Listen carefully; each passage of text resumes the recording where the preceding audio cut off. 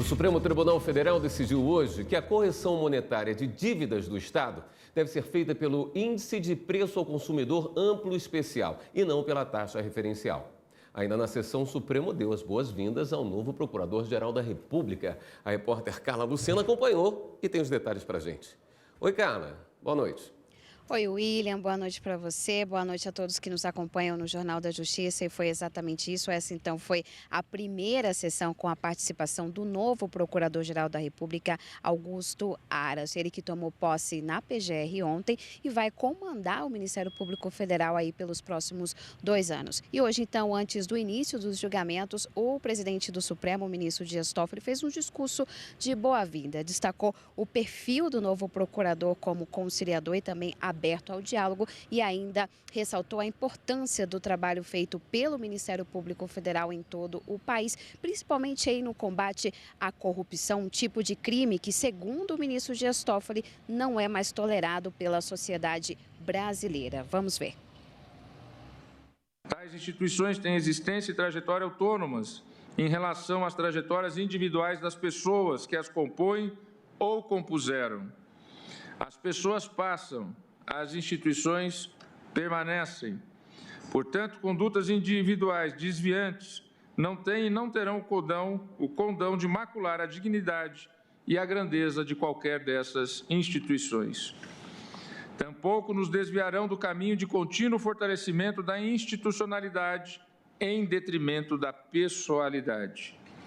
A importância do Ministério Público nos últimos anos já está enraizada na cultura e na trajetória desta instituição. Este Procurador-Geral da República tem um compromisso com a defesa da ordem jurídica, do regime democrático, dos interesses sociais e individuais indisponíveis, e está disponível ao diálogo respeitoso e institucional com os poderes e a sociedade, especialmente com esta Suprema Corte, guardiã da Constituição Federal.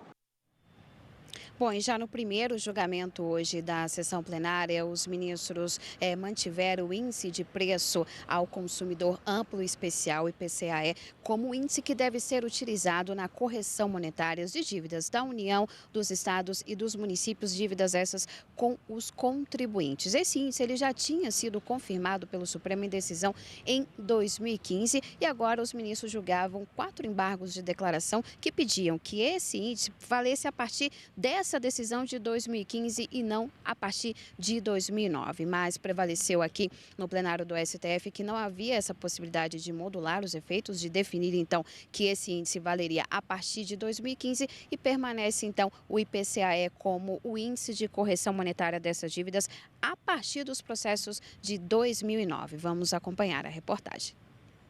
Toda vez que alguém entra na justiça contra o Estado e ganha a ação, a dívida é paga, em regra, por meio dos chamados precatórios. Só que o valor é pago em um momento posterior. E aí, o contribuinte tem direito à atualização. E qual o índice que deve ser utilizado nesses casos? O Supremo definiu que é o índice de preço ao consumidor amplo especial, e não a taxa referencial, como era antes. O IPCAE já vale para os processos desde 2009. A proposta de modulação necessita 8 votos, foram apenas 4 votos para modulação. A cadeira ausente é uma só, porque praticamente todos já votaram, não altera e não seria suficiente para alcançar o número de 8, evidentemente. Então, não é o caso de se aguardar a cadeira ausente e a maioria, inclusive de 6, no sentido de negar esta modulação. O ministro Gilmar Mendes, que tinha pedido mais tempo para analisar o caso, disse que os estados brasileiros enfrentam dificuldades financeiras e, por isso, a decisão deveria valer a partir de 2015. Ele citou como exemplo dos impactos o estado de Santa Catarina. Em 2018, 62% dos processos, em um total de 76 milhões, foram recalculados, aplicando a TR a partir de junho de 2009.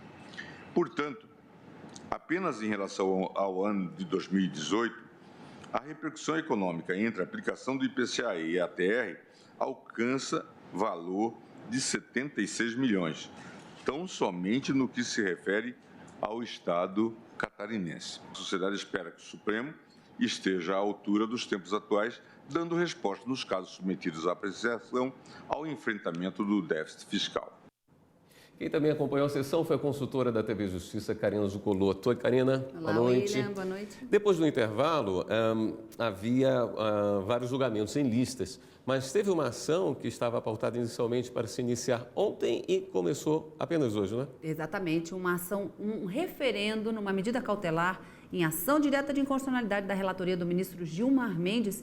Foi iniciado o julgamento na sessão de hoje, mas interrompido em razão de um pedido de vista do ministro Alexandre de Moraes. E do que se trata essa ação direta de inconstitucionalidade, já que ela não foi finalizada ainda?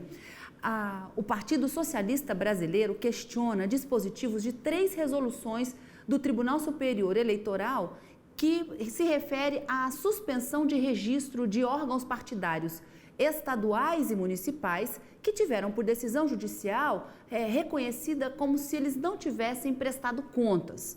Então, nesse caso, segundo a orientação do Tribunal Superior Eleitoral, deveriam ser suspensos os registros desses órgãos partidários. Contra essas resoluções de 2014, 2017 e 2018, veio essa medida cautelar em que o ministro Gilmar Mendes acabou deferindo parcialmente a medida cautelar e no julgamento hoje, em que ele começou a votar, propôs inclusive o referendo da medida cautelar, mas a conversão do julgamento já em decisão de mérito. E no seu voto de hoje, ele confirmou os termos da medida cautelar que já havia sido deferida antes, para se interpretar os dispositivos questionados dessas 3 resoluções da seguinte maneira: a suspensão do registro, no caso desses órgãos partidários, estadual ou municipal, não deve ser feito de forma automática quando a decisão judicial entender que as contas não foram prestadas.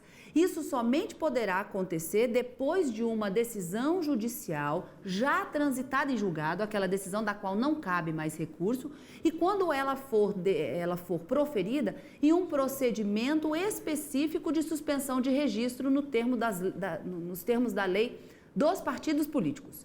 Nesse sentido, o ministro Gilmar Mendes acabou votando, sugerindo essa conversão do referendo da medida cautelar em decisão definitiva de mérito, mas imediatamente após a finalização do seu voto, o julgamento foi interrompido em razão de um pedido de vista do ministro Alexandre de Moraes. Vamos ter que aguardar quando então o ministro disponibilizar o seu voto e esse tema voltar ao plenário do Supremo. Ok, Karina, obrigado pela sua participação mais uma vez. Eu que agradeço.